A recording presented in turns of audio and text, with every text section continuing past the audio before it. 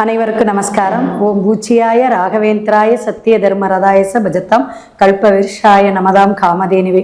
ஸ்ரீ ராகவேந்திரோடைய பொற்பாதம் தொட்டு வணங்கி குரு வாழ்க குருவே துணை. ரொம்ப சிறப்பாக அற்புதமாக இருக்கிறீங்கன்னு நினைக்கிறேன். நெக்ஸன் டிவி நேயர்கள் அனைவருக்கும் நமஸ்காரத்தை தெரிவித்து கொண்டு வணக்கத்தை தெரிவித்து கொண்டு உங்களுடைய நல் ஆதரவுக்கு ரொம்ப ரொம்ப நன்றிங்க. இப்போ ஆங்கில மாதத்துடைய பலாபலன்கள் தொடர்ந்து நம்ம பார்த்துட்டு இருக்கோம். செப்டம்பர் மாதத்துடைய பலாபலன்கள் அப்படிங்கும்போது விசேஷமான நாட்களை ஃபஸ்ட்டு நம்ம தெரிஞ்சுக்குவோம்.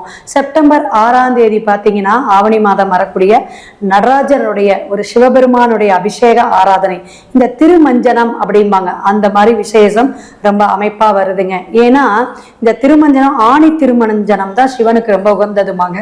அதை விட இந்த ஆவணியில் வரக்கூடிய திருமஞ்சனமும் சிறப்பானது. என்ன வேண்டுதல் பிரார்த்தனை வைக்கிறீங்களோ அத்தனை உங்களுக்கு கைகூடக்கூடிய அமைப்புல எம்பெருமான் நடராஜர் உங்களுக்கு தருவார்.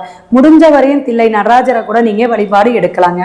அதே போல செப்டம்பர் 7ஆம் தேதி பார்த்தீங்கன்னா பௌர்ணமி, விசேஷமான அமைப்பு அப்படின்னு சொல்லலாம். ஏன்னா ஒரு பௌர்ணமி அமாவாசை அப்படிங்கும் போது நமக்கு அத்தனை விஷயங்கள் கொடுக்கக்கூடிய முன்னோர்களுடைய அனுகிரகம் எல்லாம் கிடைக்கக்கூடிய நாட்கள்ல ஒரு முக்கியமான நாட்கள். 15 நாட்களுக்கு ஒரு தடவை வரக்கூடிய அமைப்புங்க.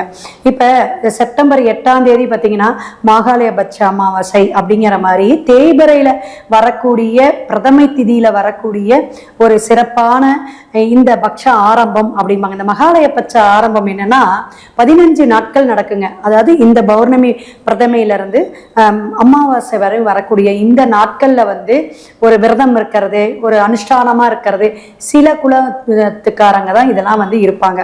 இருப்பினும் நம்ம என்ன செய்யலாம்னா செப்டம்பர் 11ஆம் தேதி மகா பரணி அப்படிங்கிற ஒரு பரணி நட்சத்திரம் அன்னைக்கு வரக்கூடிய இந்த அமைப்பு திதி தர்ப்பணம். பொதுவாக கேதுவுடைய நட்சத்திரமான அஸ்வினி மகம் மூலம் இந்த நட்சத்திரத்துல அஸ்வினி மகத்துல திதி தர்ப்பணம் கொடுக்கறது மூத்தோர்களுக்கு, முன்னோர்களுக்கு, நீத்தார்களுக்கு ஒரு நம்ம கைங்கரியம் செய்யக்கூடிய அமைப்புல திதி கொடுக்கறது ரொம்ப விசேஷம்பாங்க. அதுபோல இந்த மகாபரணி அன்னைக்கு நீங்க யாராரு தகப்பன் இல்லைனாலும் சரி, தாத்தா முன்னோர்கள் யாருக்கு திதி கொடுக்கலனாலும் தொடர்ந்து திதி கொடுக்கறவங்களும் இதை செய்யலாம், சிறப்பாக இருக்கும். அதை விட சிறப்பான ஒரு அமைப்பு இந்த செப்டம்பர் மாதத்துல என்ன அப்படின்னு பார்த்தீங்கன்னா சர்வ ஏகாதேசி அன்னைக்கு செப்டம்பர் 17ஆம் தேதி மாதத்துல ஒரு சிறப்பான ஒரு மாதம்பாங்க. அந்த மாதிரி மாதத்துல பிறக்கக்கூடிய புரட்டாசி முதல் நாள் பிறக்குதுங்க. இந்த ஒரு விசேஷம் என்னன்னா மெயினா முக்கியமா எல்லா குலத்தார்களும் நம்ம ஹிந்து சமுதாயத்துல இருக்கக்கூடிய அனைவருமே நான்வெஜ் அப்படிங்கிறத கொஞ்சம் தவிர்க்கக்கூடிய அமைப்பு வரும். எம்பெருமான் பெருமாளுடைய விசேஷ வழிபாடாக சனிக்கிழமை, புதன்கிழமை இது மாதிரி எடுக்கக்கூடிய விஷயம். நம்ம ஒரு மோட்சத்தை அடையணும். இந்த பூலோகத்திலேருந்து கெட்ட விஷயத்துல எல்லாம் நம்ம எத்தனை விஷயங்கள் நம்ம செய்யக்கூடிய பாவ புண்ணிய கணக்குக்கெல்லாம் எம்பெருமான் நமக்கு நல்ல விஷயத்தை கொடுக்கக்கூடிய அமைப்புல பெருமாளுக்கு ஒரு உகந்த ஒரு மாதமாக இதை எடுக்கிறோம்.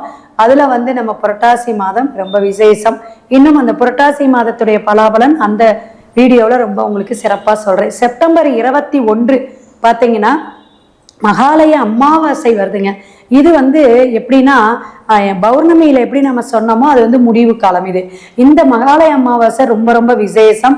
இதுல திதி தர்ப்பணம் கொடுக்கறவங்க, இதுவரையுமே கொடுக்காதவங்க எல்லாருமே திதி கொடுக்கக்கூடிய அமைப்பு. முறையாக ஆகம விதிப்படி நம்ம இந்து கலாச்சாரப்படி நீங்க இன்னும் சந்தேகம் இருந்தா என்னோட டிஸ்பிளேல போன் நம்பர் நீங்க கேட்டு தெரிஞ்சுக்கலாம். ஏன்னா இப்ப 6 மாசத்துல இறந்தாங்கன்னா கொடுக்கலாமா, 1 வருடம் கழிச்சு கொடுக்கலாமா, இந்த மலை கோயிலுக்கு போகலாமா, இது மாதிரி குலதெய்வ வழிபாடு என்ன, நிறைய சந்தேகங்கள் இருக்கு.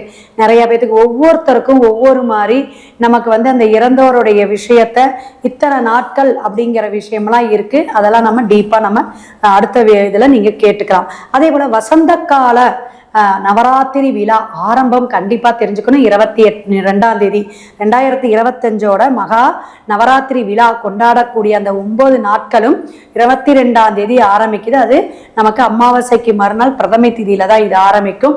மேற்கொண்டு ஃபுல்லா டீட்டெயிலா நம்ம மேஷம் முதல் மீனம் வரை ஒவ்வொரு ராசிக்குள்ளாரையும் போகும் பொழுது உங்களுக்கு சொல்றேன். மேச ராசி நேயர்கள் எப்படி இருக்கீங்க? உங்களுடைய இந்த வேகம், கோபம், தாபம் எல்லாமே இன்னும் கொஞ்சம் ஒரு அற்புதமான விஷயங்கள்லாம் மாற்றத்தை ஏற்படுத்தக்கூடிய அமைப்புல இந்த ஆவணி மாசம் நகர்ந்துகிட்டே இருக்கு. செப்டம்பர் மாசம் இந்த மாதத்துடைய பலாபலன் உங்களுக்கு எப்படி இருக்கு அப்படின்னு பாத்தீங்கன்னா, வீட்டுல உறவினர்கள் வரக்கூடிய அமைப்பு, உபசரிக்கக்கூடிய அமைப்பு, நிறைய விஷயங்கள். இப்ப வந்து ஒரு டீனேஜ் பிள்ளைங்களே இருக்கீங்கன்னு வச்சுங்களேன், உங்களுக்கு எல்லாம் வந்து இந்த மாசம் எப்படின்னா நிறைய வந்து நம்ம சமைக்கணும், இப்படி கிச்சன் ஒர்க் எல்லாம் நம்ம பண்ணணும், ஒரு இன்ட்ரெஸ்ட் வரும். அப்ப ஒரு இன்ட்ரெஸ்ட் ஆர்வம் வரக்கூடிய மாதமாக செப்டம்பர் மாதம் உங்களுக்கு இருக்குதுங்க. மேசராசிக்காரங்க எல்லாருமே நிறைய விரும்பி சாப்பிடக்கூடிய குணம் உங்களுக்கு இயற்கையிலே இருக்கும். செலக்டடா இப்படி சமைக்கணும். இதுல இப்ப ஒரு விஷயம் வந்து ஏதாவது ஒரு சிக்கன் ஐட்டம் சாப்பிட்றீங்க, அல்லது வந்து நான்வெஜ்ஜை விட்டுட்ட கூட நீங்க ஒரு வெஜ்ஜில் எடுத்தீங்கன்னா ஒரு கூட்டுக்கறி சாப்பிடும் பொழுது அதுல இது உப்பு கம்மியா இருக்குதுங்க, காரம் தூக்கலா இருக்கு, அந்த சுவையை வந்து இதுல அந்த ஒரு லெமன் கலந்துருந்தா கூட எந்த இடத்துல எப்படி இருக்கு அப்படிங்கிறத நீங்க கரெக்டா சொல்லக்கூடிய அந்த நாக்கோட ருசி உங்ககிட்ட எப்பயுமே இருக்கும் அப்படின்னு சொல்லலாம். அதே மாதிரி வரவங்களை எப்படி வந்து அனுசரணையா பேசுறது, விருந்தோம்பல் எப்படி பண்ணணும். நிறைய பேருக்கு வந்து இந்த மேசராசி சொல்லுவேன், நல்லா சிரிச்சு கலகலன்னு பேசக்கூடிய அமைப்பு இருக்குங்க அப்படின்ட்டு.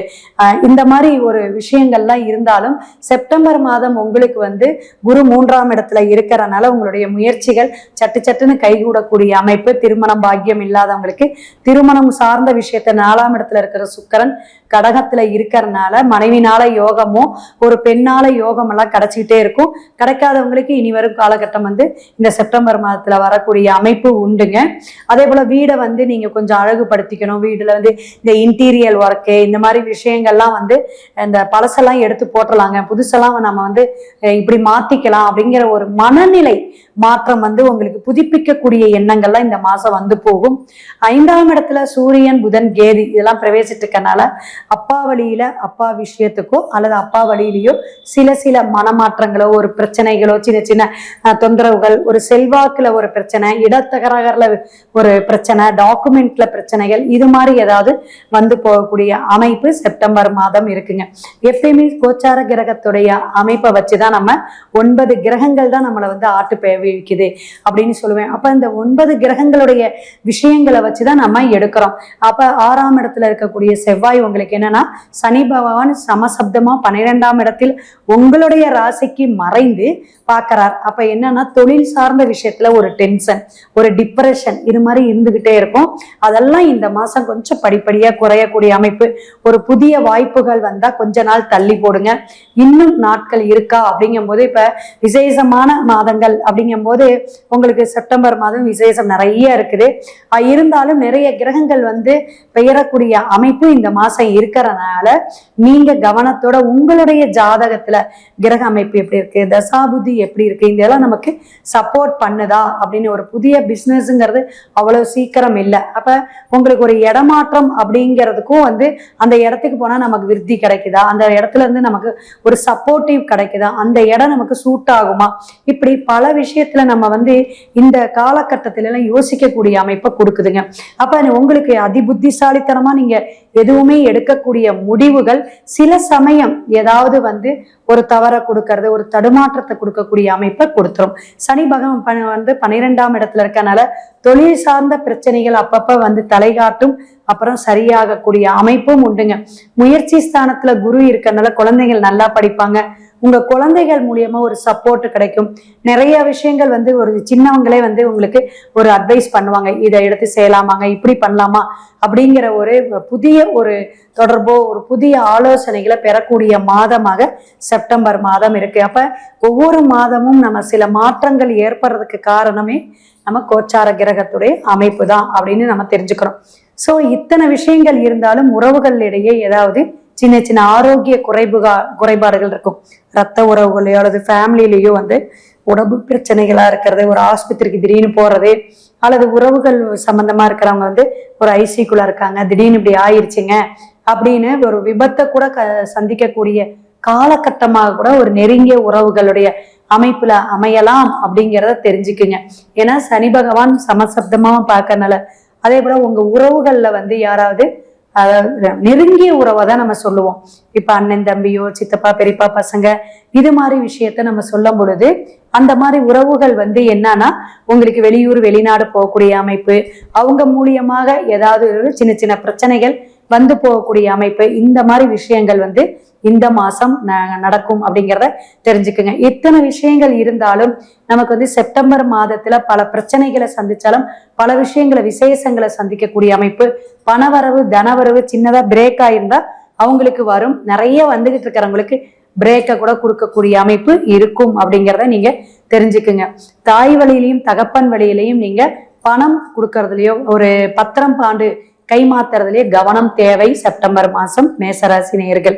மேற்கொண்டு நமக்கு ஒரு பலாபலன் சொல்லும் பொழுது பரிகாரம் அப்படிங்கிறது அவசியம் தேவை. சனிக்கிழமை நல்லா கேட்டுக்கோங்க, சனிக்கிழமை பக்கத்துல அருகில இருக்கக்கூடிய விநாயகர் கோயிலுக்கு ஒரு அபிஷேக ஆராதனை ஒரு நாள் கட்டளைக்கு நீங்க கொடுத்து வழிபாடு எடுத்துக்குங்க. மேற்கொண்டு உங்களுடைய சந்தேகம் ஏதாவது இருந்துச்சுன்னா டிஸ்பிளேல என்னோட போன் நம்பர் வருது, கண்டிப்பா கேட்டு தெரிஞ்சுக்கோங்க. சிவாய நம. திருச்சிற்றம்பலம்.